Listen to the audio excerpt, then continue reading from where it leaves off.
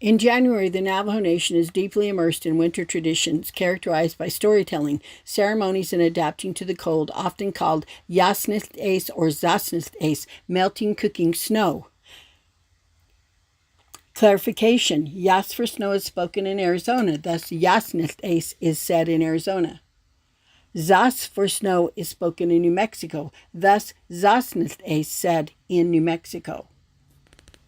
Culture, traditions, and stories. Winter is a time for oral tradition stories, particularly those involving Spider Woman, are told to teach, reinforce kinship, and impart wisdom. These stories often highlight moral lessons in cosmology. Key cultural activities include snow baths for spiritual preparation and to prepare for the cold. If you can see, this is Navajo Grandma with screaming from the snow bath. You've got to try this. It's scary. Ceremonials and games. The Navajo shoe game, Keshje, is played, a tradition rooted in a story about a contest between day and night creatures.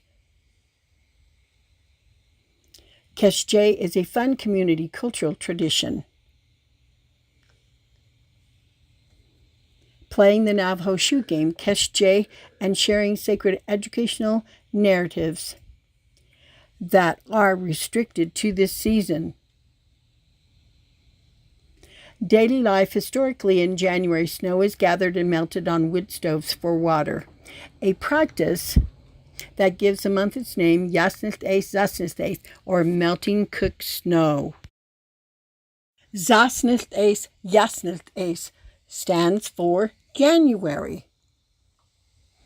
Renewal and reflection, Navajo winter season. Following the Navajo New Year, Gauge, in the fall, remains a time for reflection, goal setting, and maintaining balance and harmony. Hojon. These traditions are essential for maintaining cultural identity